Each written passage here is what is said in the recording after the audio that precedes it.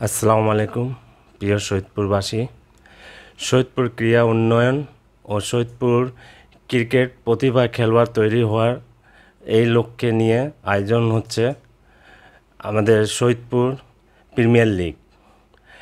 গত 4 বছর পর বন্ধ থাকার কারণে, করোনাকালীন সময়ের কারণে বন্ধ থাকার কারণে আবার থেকে নতুনভাবে জাঁকজমকভাবে শুরু হচ্ছে সৈয়দপুর প্রিমিয়ার লিগ। এতে কোনো বাইরের দল অংশগ্রহণ করতে পারবে না। সৈয়দপুরে কোনো কারো স্থানীয় কোনো টিম থাকবে না। এটাতে প্লেয়ার আমরা ড্রাফটের মাধ্যমে নিব, যাতে আমরা প্লেয়ারগুলা তৈরি করতে পারি, যেন প্রত্যেক প্লেয়ার আমরা সুযোগ পেতে পারি এটাতে। এর জন্য আমরা কোনো ক্লাবকে আমরা অংশগ্রহণ করতেছি না। এটাতে সব ক্লাবে প্লেয়ার, একাডেমি প্লেয়ার খেলতে পারবে।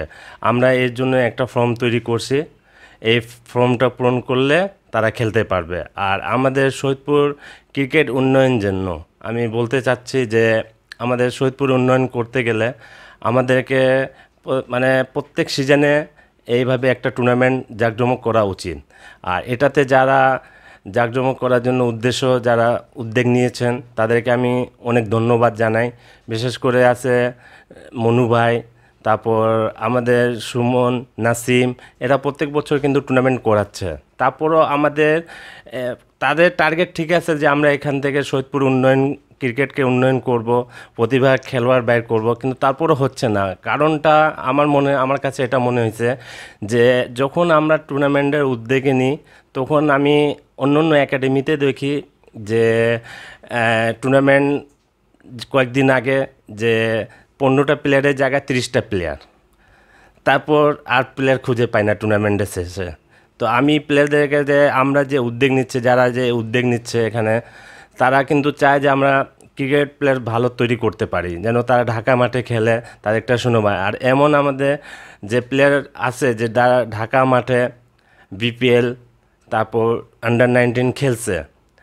তো আমরা চাই যে এরকম প্লেয়ার আমরা তৈরি করতে। আমাদের প্লেয়ারদের মধ্যে প্রতিভা আছে, হ্যাঁ। তো এর জন্য আমরা এই উদ্যোগটা নেওয়া হয়েছে যে এসপিএল মাধ্যমে। এসপিএল এটা আমার মনে হয় না যে সব জায়গায় হয়। এটা সৈয়দপুরে নতুনভাবে এর আগে হয়েছে, আমরা আবার এটা চালু করতে চাচ্ছি। এটাতে সবাই সহযোগিতা করতেছে, হ্যাঁ। এখানে সাবেক খেলোয়াড়রা সবাই আছে, হ্যাঁ, যারা ক্রীড়ার সাথে জড়িত, যেমন খেলার সাথে জড়িত, যারা যারা ক্রিকেট নিয়ে কাজ করে এবং কাজ করছে, ক্রিকেটের জন্য উন্নয়ন করার জন্য কাজ করতেছে, তাদেরকে সবাইকে ডাকা হয়েছে মিটিংয়ে। আমরা এই মিটিংয়ের পর সিদ্ধান্ত নিচ্ছি যে 25 তারিখ থেকে সম্ভবত যে আমরা এই টুর্নামেন্ট ইনশাল্লাহ চালু হবে। তারপরও আমাদের যে প্লেয়ারগুলোর যে উঠতেছে না, আমি যে কথাটা বলতে চাচ্ছি, সেই প্লেয়াররা ওইভাবে নিজেকে নিতে পারতেছে না। তারা টুর্নামেন্ট যখন শুরু হয় তখন প্র্যাকটিসে আসে, যখন টুর্নামেন্ট শেষ তখন আর প্র্যাকটিসে দেখা যায় না। তাদের মধ্যে প্রতিভা আছে, কিন্তু আমাদের এরকম অনেক প্লেয়ার আছে খেলতেছে। বর্ষণ আছে, সাদ্দাম আছে, রবিউল হক আছে, সাকলেন আছে, এরা খেলতেছে, কিন্তু আমাদের প্রতিভা আছে। তারপরেও আমরা উঠতেছি না আমাদের অবহেলার কারণে, আমাদের প্লেয়ারদের অবহেলার কারণে। আর প্রত্যেক বছর তো আমাদের টুর্নামেন্ট হচ্ছে, একটা দুইটা করে সবাই টুর্নামেন্ট করাচ্ছে। কিছুদিন আগে আমি দেখলাম যে এজ লেভেলে রাইজিং ক্রিকেট একাডেমি কাপ হলো, সুন্দরভাবে হলো যে এজ লেভেল নিয়ে খেলাটা হলো, যে আমাদের ছোট থেকে তারা আমরা প্লেয়ার তৈরি করতে পারি। এটা একটা ভালো সুযোগ যে এটাতে কোনো ক্লাব অংশগ্রহণ করিনি, মানে সব একাডেমি ছিল। ক্লাব অংশগ্রহণ করলে একটা আমাদের অসুবিধা হতো, যে অসুবিধাটা হলো যে ক্লাব অংশগ্রহণ করলে কোনো টুর্নামেন্টে ম্যাক্সিমাম প্লেয়ার বাইরের থাকে, তখন আমাদের স্থানীয় প্লেয়াররা যারা আছে তারা সুযোগ পায় না। তো এই জন্য আমাদের এই এসপিএলটা উদ্যোগ নেওয়া হয়েছে যে আমরা এসপিএলটা করব, যেন আমাদের সৈয়দপুরে প্রত্যেক প্লেয়ার খেলতে পারে আর সুস্থভাবে খেলতে পারে, যেন আমরা তাদেরকে ভালো জায়গায় দেখতে পারি।